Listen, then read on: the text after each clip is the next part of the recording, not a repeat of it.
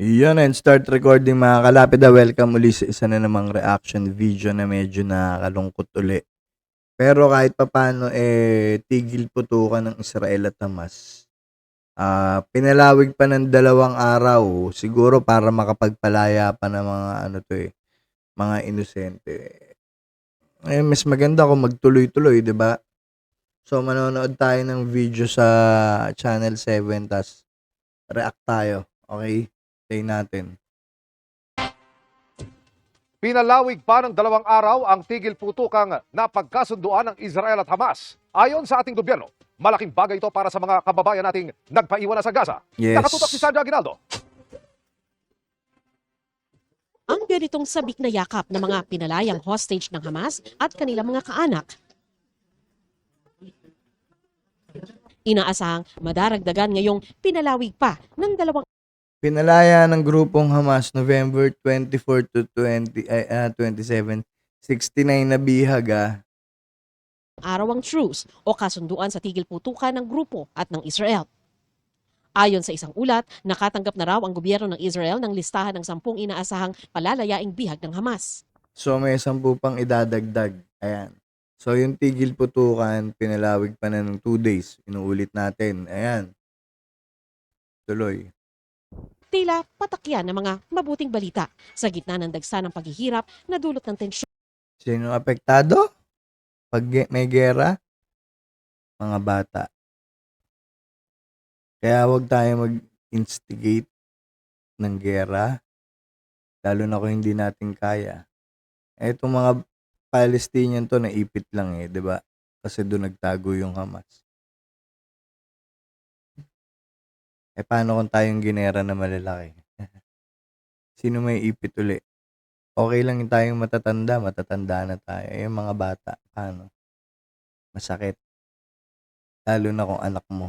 Tuloy.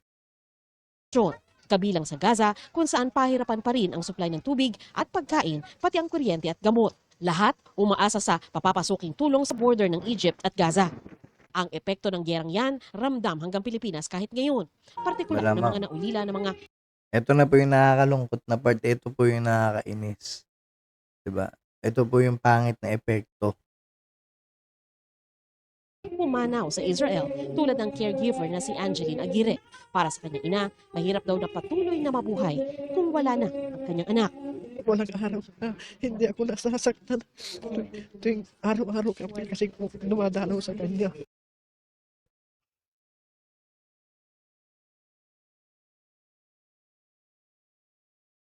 Ang ina, no? Walang araw gabi.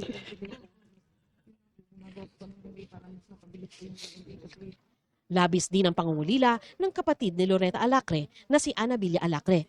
Masakit pa rin sa amin. Hindi pa namin kayahin ang pamilya namin na madula sa amin. Sa So, tribute ayan. ng Israel Embassy sa mga Totoo po yan. Ito pa biktima ng gera, di ba? Kahit anong paraan na pagkawala ng anak mo, basta nawala anak mo. Nakakabaliw po. Nakakabaliw po. Yung hindi mo alam kung kanino mo ilalabas yung galit, yung kung sino gusto mo sisihin. Lalo na kung mga ganito, hindi mo alam kung paano mo igaganti yung anak mo. Ang sakit po sa utak niyan. Ang sakit po sa utak niyan.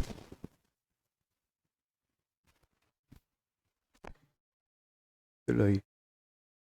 mga biktima, inalala nila ang mga sakripisyo ng mga pumanaw na dahilan din daw kung bakit sila nagpapakatatag. Binabalansi ko na lang yung isip ko. Yun lang. Tuwing Ang hirap po niyan. Ako din po, binabalansi ko din lang yung isip ko. Pero minsan nananaig yung yung galit, yung lungkot, yung kung may sisisihin. Ang hirap magbalanse ho. Pero ako naiintindihan ko yung sinasabi nyo. makita mo yung picture ng anak mo, Makita mo yung picture ng anak mo, kakausapin mo, iiyak ka. Okay lang na tawagin po na iyakin. Pagdating talaga sa pamilya o sa anak, okay lang na tawagin na iyakin. Tuloy. Hindi mo matiis. Tuwing kita mo yung picture niya, hindi mo talaga matiis na wala na yung anak mo. Because of the faith in God, we actually receive that our son is on another. Mabuti siya. Ako ganyan din, niloko ko yung sarili ko nung una. 'Di ba? Sinabi ko, after nitong cremation, at the end of the day kami dalawa rin lang ng anak ko sa bahay. You earn na. 'Di ba? Alam niyo ba kung gaano ka nakakabaliw yun? Sila natatanggap nila ngayon. 'Di ba? May after ano pa yan? After ilang araw, after ilang years, depende sa kanila kung paano sila mag-move on. Or kung talagang gusto nila. Kasi ako po, parang wala sa utak ko yung salitang move on eh. Kasi kung anong gagawin ko, kung anong mangyayari sa akin, kung maging successful ka man o hindi, 'di ba? Nakakalungkot na hindi mo kasama na yung anak mo. Tuloy. Kingdom now. Nakiisa rin ang pamilya ni Jimmy Pacheco, caregiver na binihag ng Hamas at nakalaya kamakailan. Pangako ng Israel Embassy, hindi nila pababayaan ang mga biktima. At ngayong nagpapatuloy ang truce, sinabi ng Foreign Affairs Department na makatutulong ito para sa kaligtasan ng mga Pilipinong natira sa Gaza. Ayan po yung mga ayan po yung mga tumutulong sa anong tawag dito, mga Pilipino sa ano natin, sa ibang bansa. 'Di ba? Mas maganda kumilos ng tahimik kaysa maingay.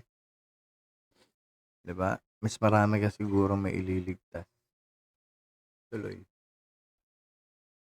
Ng Foreign Affairs Department na makatutulong ito para sa kaligtasan ng mga Pilipinong natira sa Gaza. Para sa GMA Integrated News. Ayun, mga kalapid sad news. Kasi maraming pumanaw. Medyo good news. Kasi tigil putukan ng 2 araw. Mas magiging good news kung sana tigil putukan na talaga. 'Di ba? Mas lumawak pa yung peace talk. Mas maganda pa. Palayain na nila yung yung mga hostages, 'di ba? Kasi wala namang kinalaman yun kung gusto nila magpatayan gobyerno sa gobyerno, gawin na lang nila, no? Pero ilikas muna nila yung yung mga inosente, pati yung mga bata. Tangina.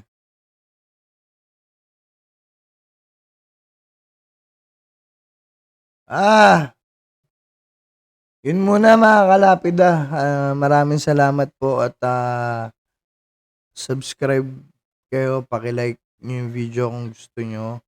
Tapos syempre hit nyo po yung bell para ma-notify kayo pag may mga bago tayong gawa. Okay? So maraming salamat po mga kalapid and stop recording.